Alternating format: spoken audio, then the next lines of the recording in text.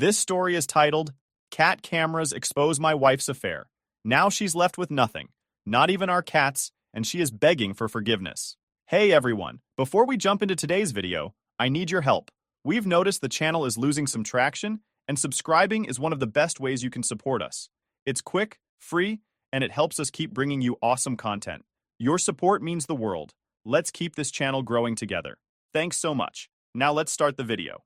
They say ignorance is bliss, but my wife made one mistake. She underestimated just how clueless I wasn't. Okay, Reddit, to begin, I'm Dave, 39 male, and up until recently, I thought I was living the life most people dream of. A decent job, a cozy home, and a wife I thought I could trust. Samantha, 40 female, had always been this whirlwind of confidence and charm. We met back at a 4th of July BBQ in 2018, hosted by some mutual friends, and have been married for 3 years now. Fast forward to today, and I'm in Japan for a 2-week work trip. I manage logistics for a global company, so international travel is part of the gig. I've always been the kind of guy who works hard and plays by the rules. I put in the hours because I want to give Sam the kind of life I never had growing up. A nice house, stability, and security. Sam always seemed supportive of my work. Whenever I'd get an assignment overseas, she'd flash that bright smile and say things like, "I'm so proud of you, babe. Go make that money, and I'll take care of things here." Sometimes I'd feel a twinge of guilt for leaving her behind so often, but she never made a big deal about it. Now I see it for what it was. She wasn't supporting me. She was making room for her little secret life. This particular Tuesday, I was sitting in my hotel room after a long day of meetings. I was dead on my feet, my laptop humming in the background as I scrolled absent-mindedly through my phone. I'd already texted Sam earlier, the usual quick, "Hey, how's everything back home?" She replied with her typical upbeat tone. "Everything's fine here. Cats are being spoiled, of course. Don't overwork yourself. Miss you." I didn't think much of it. I figured she was doing her usual thing, working from home, binging a show on Netflix, and fussing over our 2 cats, Jasper and Luna. That's what life looked like when I was gone, or so I thought. As I scrolled through my notifications, one caught my eye. Camera connection interrupted. Living room. My heart did a little flip. We had a simple camera set up in the house for Jasper and Luna. I'm a bit of a worrier when it comes to those cats. They're like my kids. The cameras automatically notify me if there's motion or if someone messes with the connection. Usually this only happens if there's a power outage or the Wi-Fi glitches. But this was different. The notification said, "Connection interrupted," which meant someone had manually turned off the feed. I frowned, sitting up straighter. Why would the cameras be turned off? Sam never bothered with them. She'd always teased me about being overprotective of the cats. I figured maybe it was some glitch, but my gut told me something else. I reopened the app and hit reconnect. What Sam didn't know was that I had full remote access. If someone tampered with the cameras, I could reconnect them in seconds. The app took a moment to load, but then the feed popped up, crystal clear. My eyes locked on the screen, and my breath caught. There was Sam, sitting on our couch, the same couch we'd picked out together, next to a guy I'd never seen before. At first, I tried to rationalize it. Maybe it was a friend, a coworker stopping by, but then I noticed the way they were sitting. Absolutely not how friends normally sit together. Then it happened. They started getting more intimate. My brain froze. My stomach dropped like a rock. I couldn't process what I was seeing. This wasn't just some innocent visit.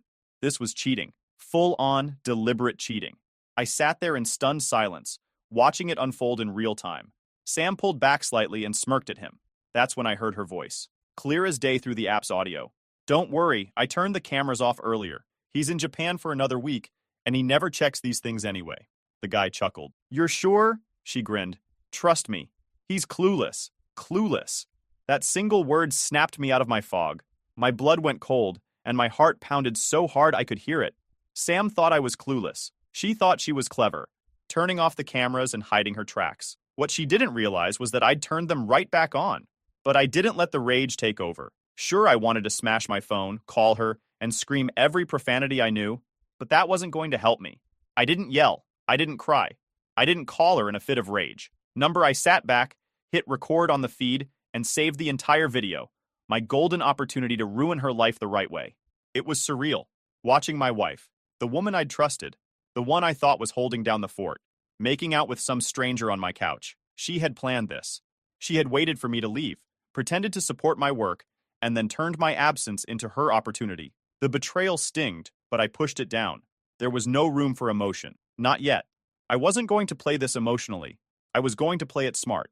Instead, I started thinking, If she was dumb enough to do this, and confident enough to talk about it openly, what else was she hiding?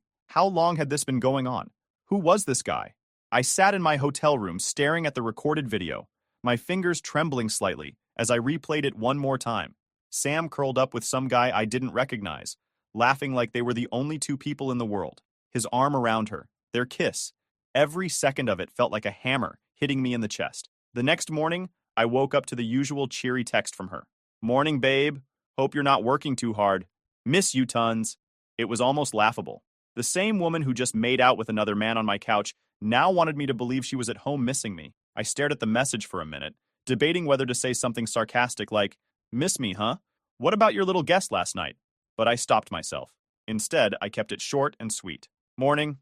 Work's busy, but all good. Give Jasper and Luna a hug for me." She replied right away, "Will do. Can't wait for you to come home. Love you." I nearly laughed out loud. Love me? Sure. But her little charade worked to my advantage. She didn't suspect anything. That gave me time to dig deeper. I spent the next few days carefully monitoring the cameras every evening. Like clockwork, Brad, as I later started calling him, would show up. Sam would let him in without hesitation, and the two of them would make themselves at home. Day one, I saw him bring takeout, burgers and fries. They sat on the couch, eating and watching Netflix like a happy little couple. Sam tucked her legs under herself the way she used to when we were first dating. I couldn't stop watching, even though it made me sick. I recorded the entire evening, time-stamping the clips as I saved them to a secure folder. Day two, Brad brought drinks. They sat close, talking and laughing. After dinner, they disappeared into my bedroom. That was harder to watch, but I needed proof. I checked the timestamp and made a note of how long he stayed. Day three, he showed up with a gym bag, which told me this wasn't just a casual fling. He was spending time here regularly, probably staying overnight. It wasn't a one-time mistake. It wasn't a lapse in judgment. This was deliberate. Every day, I downloaded the videos, backed them up to cloud storage, and sent copies to myself via email. I wasn't taking any chances. My lawyer would need irrefutable proof that Sam wasn't just cheating, but making our home the scene of her affair. While monitoring the cameras, I started digging into our finances. Sam and I shared a joint account, though I was usually the one adding funds to it. I logged in and started scrolling through recent transactions. That's when I found them. Charges for Uber Eats deliveries that coincided perfectly with Brad's visits. A dinner for two at a fancy Italian restaurant 2 weeks ago. A charge for a hotel room about a month ago, one I'd never stayed at. It wasn't even subtle. She'd been using our money to fund her little affair. In between monitoring the cameras and logging transactions, I called my lawyer to update him on everything I'd found. "Let me get this straight," he said. "You have video footage of her with another man in your home, financial records showing she used joint funds for their expenses, and timestamps proving this has been ongoing?" "Yeah," I replied. "I have everything. Does this help me?" "Oh, Dave, this is as good as it gets. In a divorce case, clear evidence of infidelity and financial misconduct puts you in a great position. The judge won't just take your side. He'll make sure she doesn't walk away with a penny more than she deserves." I felt a small spark of satisfaction. My lawyer told me not to confront her yet. The goal was to let her keep digging her own grave while we lined everything up on my end. Once I got back home, we'd serve her divorce papers with the full weight of evidence to back it up. By the fifth day, I had so much footage and documentation that I felt like a private investigator. Brad's visits had become so predictable it almost felt routine. I knew what time he'd show up, what time he'd leave, and which days he stayed overnight. The worst part was seeing how comfortable Sam looked, unaware of the fact that the cameras are on. She wasn't just fooling around with this guy. She was building something. She let him sit on my couch, drink from my glass, and play with Jasper and Luna like he belonged there. Watching them felt disgusting, but I didn't let it get to me. I kept reminding myself, this is evidence. This is how I win. On one of the final nights before my flight home, Brad actually picked up Jasper and cradled him like a baby. Sam cooed, "See? Jasper loves you. You're a natural." My jaw clenched so hard I thought I'd crack a tooth. Jasper didn't love Brad. Jasper didn't know any better. He was a cat. But seeing another man so comfortable in my house, while Sam smiled and encouraged it, sealed it for me. This wasn't just betrayal. This was disrespect. I felt strangely calm as I packed my bags for the flight home. Sam had no idea what was coming. I wasn't just going to call her out. I was going to destroy the comfortable little world she thought she'd built behind my back. The last text I sent before my flight was perfectly normal. "On my way home. Can't wait to see you and the cats." She replied with a heart emoji and, "Yay! I'll have dinner ready." She still thought I was clueless. Good. That's exactly what I wanted her to think. The flight home felt like the longest one of my life. I wasn't nervous. I was ready. 2 weeks of watching my wife, Sam, parade her affair all over my house had burned any love I had left for her to the ground. The only thing keeping me sane was knowing I had every shred of evidence I needed. Video files, bank statements, and timestamps, all meticulously organized in a folder titled, "For the Lawyer." As the plane touched down, I got one last text from Sam. "Can't wait to see you, babe. Jasper and Luna have been so clingy lately. Dinner will be ready when you get here. Love you so much." Love me? Sure, Sam. Love me like you loved Brad on my couch. I didn't reply. I didn't want to tip her off. I had a plan, and I wasn't going to let her fake sweetness ruin the satisfaction of watching her world crash down. Instead of heading straight home, I went to my lawyer's office first. I hadn't told him yet that I'd just landed. When I walked in, he looked up from his desk and grinned. "You've got perfect timing, Dave. Everything's lined up for you." I dropped into the chair across from him, feeling the fatigue of the trip and the weight of what I was about to do settle in. "I want this handled as soon as possible," I told him. "It will be." He opened up a manila folder, the same one I'd filled with evidence from Japan. "You've got enough proof here to shut down any argument she could make. Infidelity, financial misconduct. Honestly, you're in the best possible position." "What happens now?" I asked. He leaned back in his chair, calm and confident. "We'll serve her the divorce papers immediately. Given what you've provided, we'll go after the house, the savings, and a no alimony ruling. Judges don't take kindly to cheaters, Dave. You're golden." Hearing that lit a fire under me.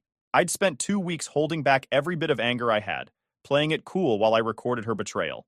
Now, it was time to deliver the knockout punch. It was late afternoon when I finally pulled up to the house. It looked the same as it always did. Clean, welcoming, like nothing had changed. But as I sat there in the driveway, staring at the place I'd called home for years, I realized it didn't feel like home anymore. Sam had ruined it.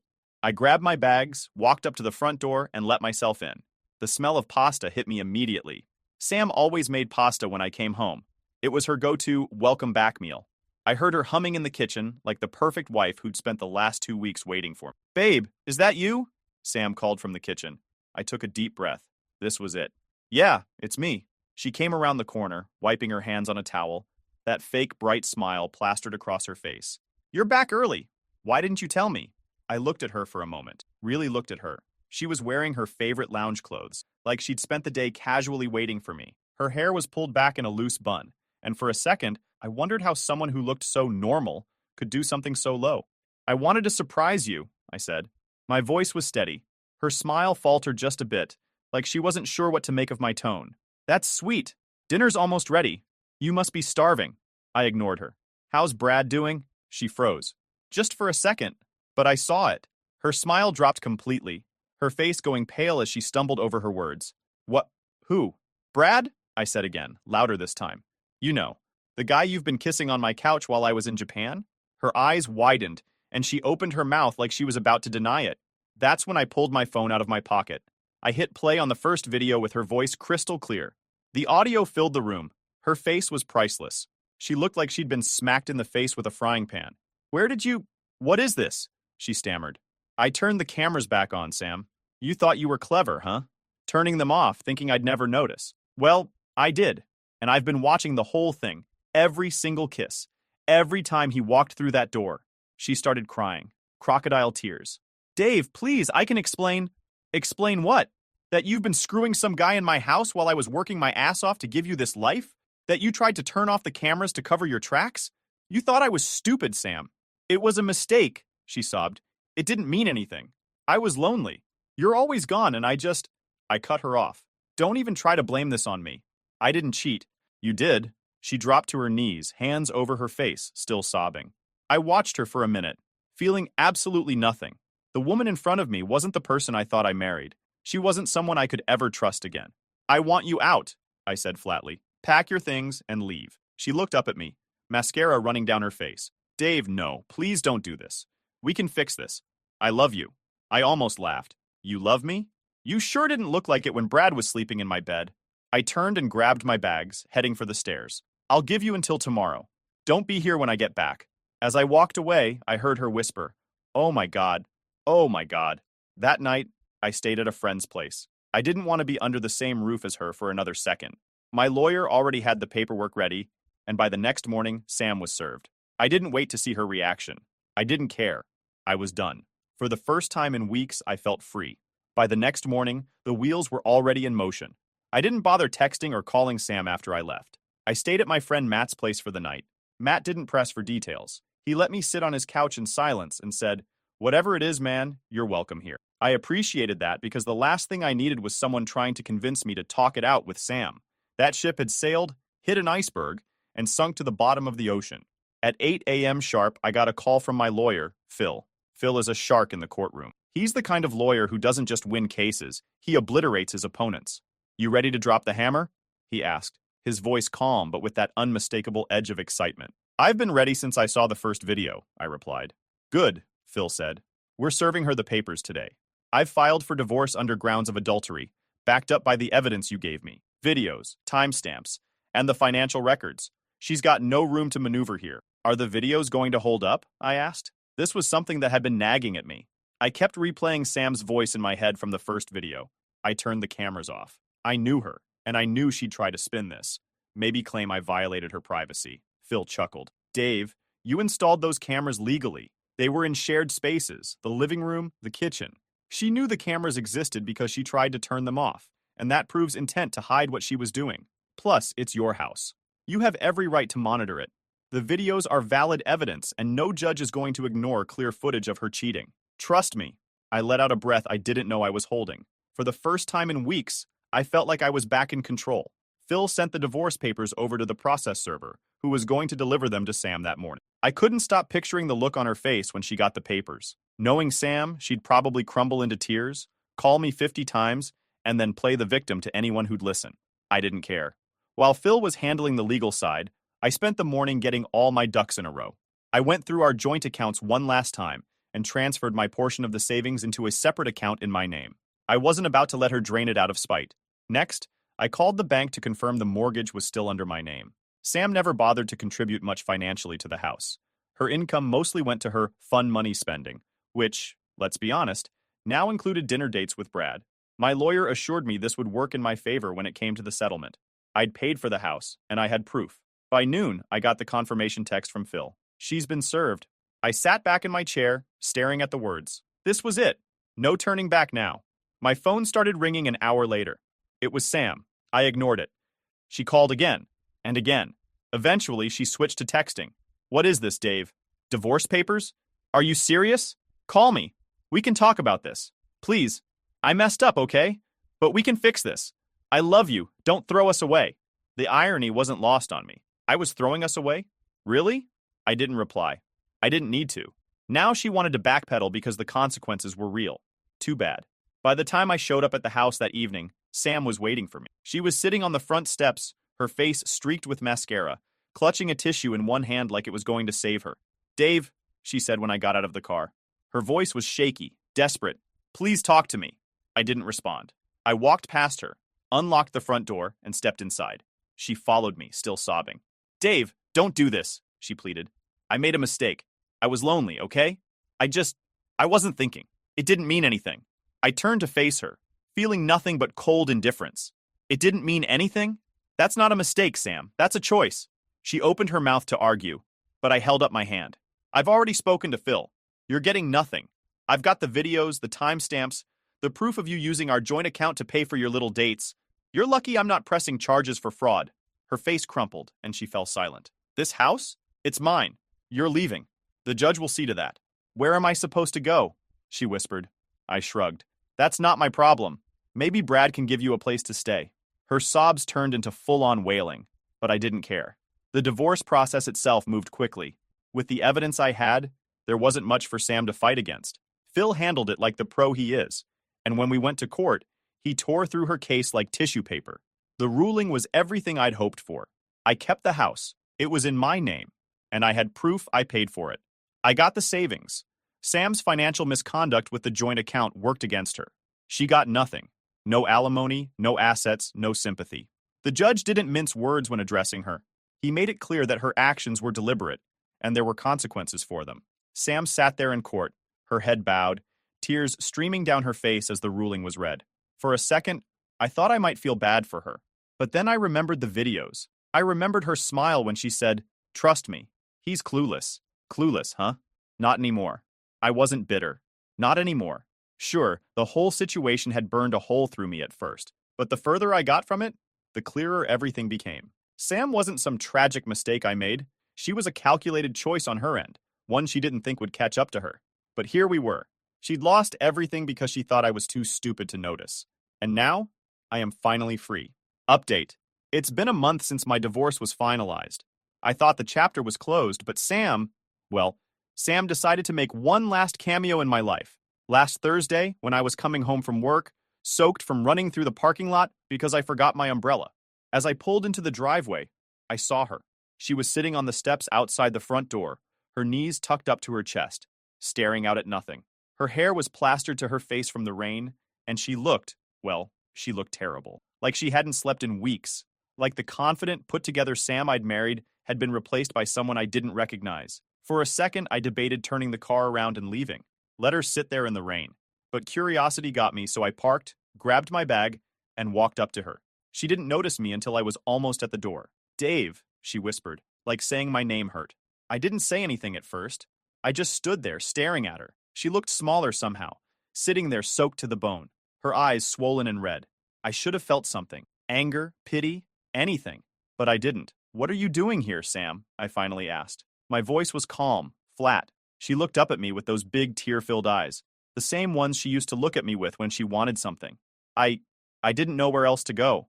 "Not my problem," I replied, stepping past her to unlock the door. "Please, Dave," she said quickly, scrambling to her feet. "Just let me talk to you. Just for a minute."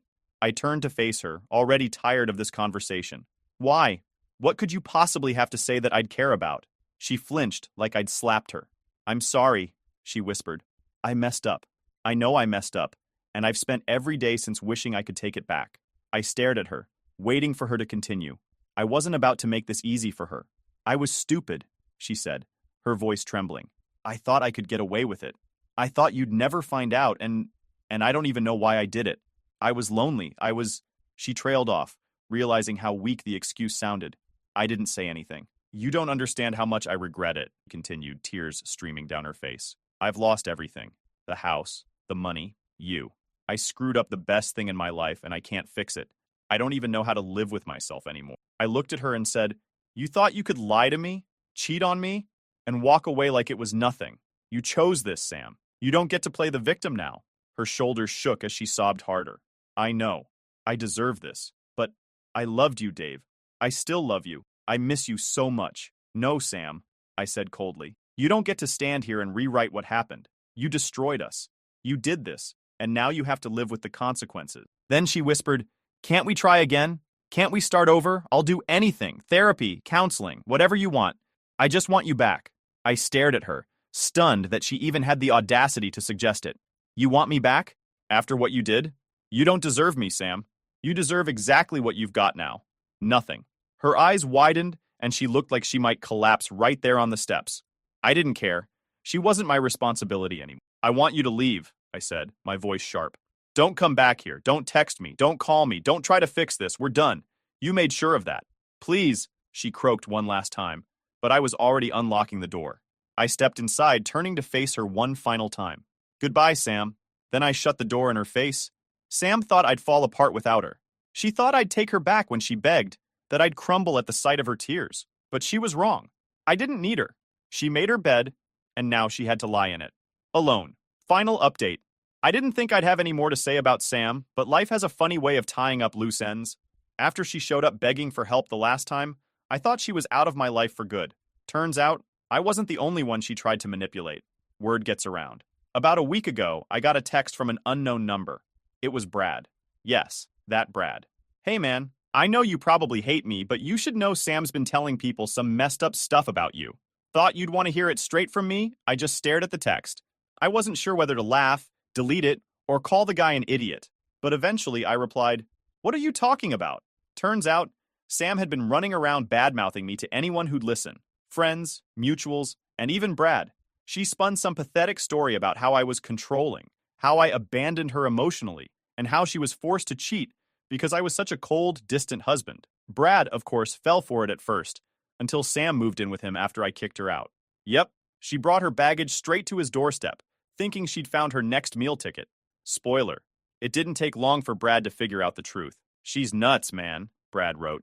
She moved in for a couple weeks, then started pulling the same crap she pulled on you. Lying, sneaking around, maxing out my credit card. I told her to leave, and she flipped out. I couldn't help but grin. Sam really thought she could spin this story, and now she was losing on every front. Brad and I ended up talking for a bit, which is wild considering the circumstances. I don't feel bad for him. He knew what he was getting into when he got involved with a married woman. But I'll give him credit. At least he admitted he was a fool. The cherry on top? He told me Sam is couch surfing, bouncing between friends who can barely tolerate her. Apparently, they've started to cut her off too, because all she does is whine about how unfair life is and how she deserves better. I didn't reply to Brad after that. I'd heard enough. Sam had officially burned every bridge she had. Me? I'm sitting in my house with Jasper and Luna sprawled across my lap and enjoying the quiet. The woman who once called me clueless has officially run out of people to fool. I don't need revenge. Sam's doing a fine job destroying herself.